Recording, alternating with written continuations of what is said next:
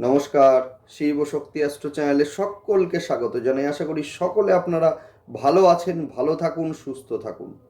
মাসিক রাশিফলের আজকের ভিডিওয় আলোচনা করব বৃষ রাশি এবং লগ্নের জাতক জাতিকাদের আগামী এপ্রিল মাসটা কেমন যাবে সেই নিয়েই। সঙ্গে থাকছে নাক্ষত্রিক বিশ্লেষণ, সেই সঙ্গে প্রতিকার। অবশ্যই আপনারা ভিডিওটিকে শেষ পর্যন্ত দেখতে থাকুন। বৃষ রাশি এবং লগ্ন যাদের কিনা বর্তমানে মীন রাশিতে অর্থাৎ বৃষ রাশির সাপেক্ষে একাদশ ঘরে অবস্থান করছেন রাহুদেব, বুঝতেই পারছেন। সেই সঙ্গে ফোর্থ হাউসের অধিপতি রবিদেব অবস্থান করছেন মীন রাশিতে অর্থাৎ রাহুর সঙ্গে। দ্বিতীয় স্থানের অধিপতি বুধ, যিনি কিনা অবস্থান করছেন মীন রাশিতে অর্থাৎ রাহুর সঙ্গে। একটা কথাই বলতে পারি যে বর্তমানে মিনে যা চলছে সেটা হচ্ছে ত্রিগ্রহী যোগ, অর্থাৎ রবি, রাহু এবং বুধ। যার ফলে কি হচ্ছে না, যার ফলে কিন্তু আর্থিক অবস্থা কিন্তু অনেকটা ডিটোরিয়েট করেছে। সেই সঙ্গে বলবো যে যাদের মা আছেন বাড়িতে, বয়স্ক মায়েদের ক্ষেত্রে কিন্তু শারীরিক অবস্থা কিছুটা হলেও অবনতি হয়েছে, বা মানসিক যে চঞ্চলতা সেটা বৃদ্ধি অনেকটাই পেয়েছে। যদিও আগামী এপ্রিল মাস থেকে এই যে সমস্যাগুলো থেকে অনেকটাই মুক্তি পেতে চলেছে বৃষ রাশি এবং লগ্নের জাতক জাতিকারা। কিভাবে দেখে নিন, সেই সঙ্গে অবশ্যই আপনারা ভিডিওটিকে সাবস্ক্রাইব করে নেবেন। এই জন্যেই কি, দেখুন, প্রতিটা মুহূর্তে গ্রহের গোচরের সঙ্গে আমি আসি আপনাদের কাছে। প্রতি মাসে গ্রহের গোচরের সঙ্গে সঙ্গে আমি কিন্তু আপনাদেরকে বলে দিই যে এই সময়টা কেমন যাবে, কোন কোন কাজ আপনাদের করা উচিত আর কোন কোন কাজ আপনাদের করা উচিত নয়। অর্থাৎ সেই মতোই আপনাদের যে প্ল্যানিং, আপনাদের যে সিদ্ধান্ত, সেগুলোকে আপনারা কিন্তু সাজাতে পারেন। যার ফলে কিন্তু সমস্যা 100% হবে না। মিলিয়ে রাখুন, সমস্যা হবে না মানে প্রতিকারেরও দরকার নেই। সেই কারণে বলবো অবশ্যই আপনারা চ্যানেলটিকে সাবস্ক্রাইব করে নেন, যাতে ভিডিওর নোটিফিকেশনগুলো আপনাদের কাছে পৌঁছে যায়। যাই হোক, এবার আসি মূল আলোচনায়। বর্তমানে গ্রহের যা গোচর আছে তাতে করে বলা যায় যে বৃষ রাশি এবং লগ্নের জাতক জাতিকাদের বর্তমানে কিন্তু ফিফথ হাউসে অবস্থান করছে মূলত কেতুদেব। সেই সঙ্গে আমরা বলতে পারি যে দশম ঘরে অবস্থান করছেন শনি, শুক্র এবং মঙ্গল, এবং একাদশ ঘরে অবস্থান করছেন রাহু, রবি এবং বুধ। দ্বাদশ ঘরে অবস্থান করছে বৃহস্পতিদেব। অর্থাৎ গ্রহের এই যে অবস্থান আছে, এর ফলে বৃষ রাশি এবং লগ্নের জাতক জাতিকাদের কেমন যেতে চলেছে এপ্রিল মাস। আমরা দেখব যে এপ্রিল মাসের একেবারে প্রথম দিকে বুধকে দেখব মিন থেকে মেষে চলে আসতে। একইভাবে 14 এপ্রিল আমরা দেখব রবিকে মিন থেকে মেষে চলে আসতে এবং উচ্চস্থ অবস্থায় অবস্থান করতে। অনেক ভালো হবে, 100% অনেক ভালো হবে, শুনে রাখুন। এবং সেই সঙ্গে প্রতিকারও আলোচনা করে দেবো যাদের নেডাল চার্টে বুধ এবং রবি শত্রু গৃহগত আছে বা শত্রু দৃষ্টিগত আছে, মূলত কি করবেন তারা। সেই সঙ্গে রাহুর প্রতিকার নিয়েও আলোচনা করব। দেখতে থাকুন, শেষ পর্যন্ত আপনারা ভিডিওটিকে দেখবেন।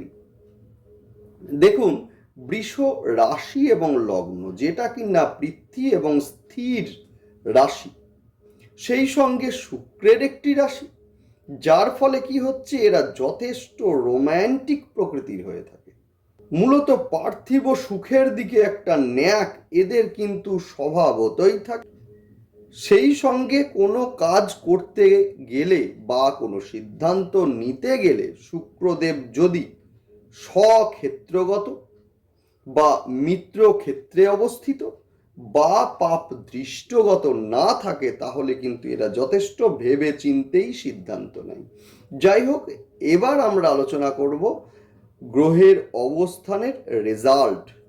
বর্তমানের গোচর অনুযায়ী কিন্তু আপনাদের 4th হাউসের অধিপতি রবি, যিনি কিনা একাদশে রাহুর সঙ্গে আছেন এবং রাহুর গ্রাসে আছেন, যার ফলে কিন্তু মায়ের শারীরিক অবস্থার কিছুটা অবনতি এই সময়ে দেখা যাবে। সেই সঙ্গে মায়ের হঠাৎ করে অসুস্থতা বৃদ্ধি, অকারণে সংসারে কিছু ঝামেলা অশান্তি, মূলত অহেতুক ঝামেলা অশান্তি, যেগুলো আগে থেকে আপনারা চিন্তা করেননি সেগুলো আসা, বা শারীরিক অবস্থার অবনতি, এগুলো কিন্তু অর্থাৎ হঠাৎ করে শরীর খারাপ হওয়া, সেগুলো কিন্তু আসবে এই সময়ে, দেখে নেবে।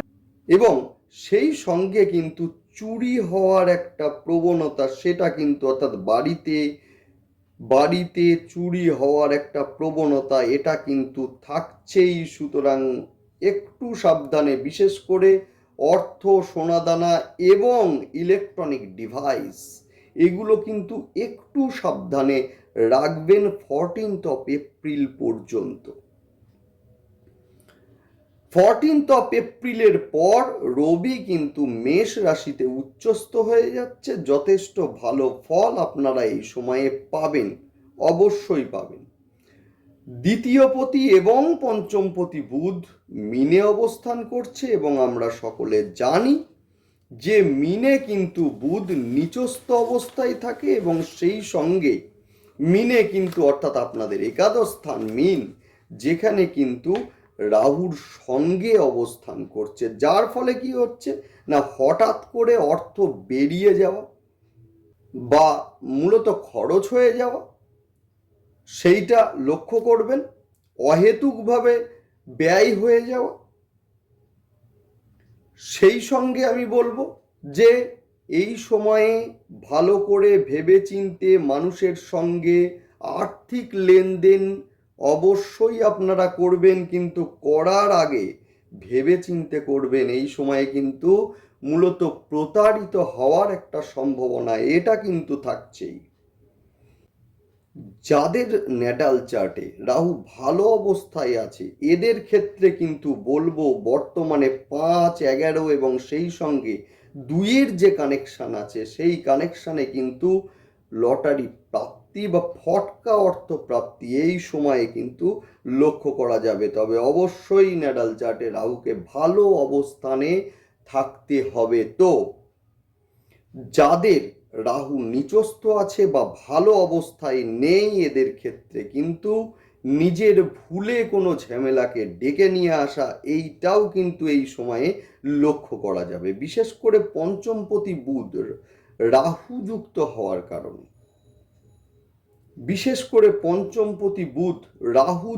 হওয়ার কারণে, এই সময়ে কিন্তু মূলত প্রেমের ক্ষেত্রে ভুল বোঝাবুঝির একটা বিষয়, এইটাও কিন্তু এই সময় লক্ষ্য করা যাবে। সেই সঙ্গে প্রেমজ সম্পর্কে মূলত তৃতীয় কোনো ব্যক্তির আগমন, এইটাও কিন্তু লক্ষ্য করা যাবে। যারা মেডিকেল রিপ্রেজেন্টেটিভ বা মেডিকেল অ্যাসোসিয়েটেড কোনো বিষয়ের মধ্যে বা ব্যবসার মধ্যে আছেন, যেমন ঔষধ বিক্রয় হতে পারে, ফার্মাসিস্ট হতে পারে, বা প্যাথোলজিস্ট হতে পারে, সেই সঙ্গে রেস্টুরেন্ট বা খাদ্যদ্রব্য জনিত ব্যবসা, রেডিমেড যে কোনো পোশাকের ব্যবসা, এর সঙ্গে যারা যুক্ত আছেন, এবং সেই সঙ্গে ভূমি ক্রয় বিক্রয়ের মধ্যে যারা আছেন, এরা কিন্তু যথেষ্ট লাভবান হবেন। সেই সঙ্গে কর্মস্থলে অহেতুক ঝামেলা সৃষ্টি হওয়ার বা মতবিরোধ হওয়ার মতো কিছু ঘটনা, এইটাও কিন্তু এই সময়ে ঘটতে দেখা যাবে। কর্মস্থলে যাওয়ার সময় অবশ্যই কিন্তু আপনারা একটু সাবধানে চলবেন এই সময়ে কিন্তু মূলত পায়ে চোট লাগার একটা সম্ভাবনা, এটা কিন্তু এই সময়ে একেবারে উড়িয়ে দেওয়া যাচ্ছে না। নেক্সট আসবো নাক্ষত্রিক বিশ্লেষণের ক্ষেত্রে। মূলত কৃত্তিকা নক্ষত্রে যাদের জন্ম তাদের কিন্তু বাড়িতে অহেতুক বেশ কিছু ঝামেলা সৃষ্টি হওয়া, এটা কিন্তু 14 এপ্রিল পর্যন্ত বলছি। এই সময়ে কিন্তু হঠাৎ করে কোনো ঝামেলা সৃষ্টি হওয়ার একটা সম্ভাবনা এটা কিন্তু আছে। ধৈর্য ধরুন, ধৈর্যর বিচ্যুতি এই সময়ে কিন্তু ঘটতে লক্ষ্য করা যাবে। সেই সঙ্গে শরীর নিয়ে একটু সাবধানে থাকবেন। হঠাৎ করে অর্থপ্রাপ্তির একটা সম্ভাবনা 14 এপ্রিলের পর, অথবা রাহু যাদের ন্যাটাল চার্টে ভালো আছে অবশ্যই কিন্তু ঘটতে দেখা যাবে। রোহিণী নক্ষত্রের জাতক জাতিকাদের বলবো এই সময়ে কিন্তু আপনাদের আত্মবিশ্বাসকে বৃদ্ধি করুন। আত্মবিশ্বাসের অভাব এই সময়ে কিন্তু লক্ষ্য করা যাবে। সেই সঙ্গে আমি বলবো যে অবশ্যই আপনারা মূলত ইএনটির একটা পরামর্শ নিন। এই সময়ে কিন্তু ইএনটির সমস্যা থেকে একটু সাবধানে থাকবেন। সেই সঙ্গে আমি বলবো যে প্রতিবেশীদের দ্বারা একটা গুপ্ত শত্রুতার সম্ভাবনা এই সময়ে কিন্তু একেবারে উড়িয়ে দেওয়া যাচ্ছে না। মৃগশীর্ষা নক্ষত্রের ক্ষেত্রে বলবো এই সময়ে কর্মপ্রাপ্তি এইটাও কিন্তু এই সময়ে লক্ষ্য করা যাচ্ছে। অহেতুক সাংসারিক মতবিরোধ এইটাও কিন্তু এই সময়ে লক্ষ্য করা যাচ্ছে। পায়ে চোট আঘাত লাগতে পারে, গাড়ি সাবধানে চালাবেন। এবার আলোচনা করব প্রতিকারের বিষয়ে। প্রতিকারের বিষয়ে আলোচনা করতে গেলে প্রথমেই বলবো যে বৃষ রাশি এবং লগ্ন অবশ্যই আপনারা হনুমান চল্লিশা এই সময়ে পাঠ করবেন। দশম স্থান যথেষ্ট ভালো হবে। শনিদেব যেহেতু দশম স্থানে আছে, সেই ক্ষেত্রে কর্মের ক্ষেত্রে লেট হওয়ার একটা সম্ভাবনা, যেটা আপনারা এক্সপেক্ট করছেন সেইটা দেরি হওয়ার একটা সম্ভাবনা সেইটা কিন্তু থাকছেই। সুতরাং সোমবার এবং শনিবার করে অবশ্যই আপনারা রুদ্রাভিষেক অবশ্যই আপনারা করবেন, যথেষ্ট ভালো রেজাল্ট আপনারা পাবেন। এবং সেই সঙ্গে বলবো বাড়ির দক্ষিণ পূর্ব দিকটা অবশ্যই আপনারা পরিষ্কার রাখুন। আর শ্রীম এই মন্ত্রটা 108 বার জপ করুন প্রতিদিন, ম্যাজিকের মতো রেজাল্ট পাবেন। যাই হোক, ভালো থাকুন সকলে, সুস্থ থাকুন, দেখতে থাকুন আপনারা ভিডিও। সেই সঙ্গে অবশ্যই আপনারা চ্যানেলটিকে সাবস্ক্রাইব করে নেবেন। সঙ্গে থাকুন। নমস্কার।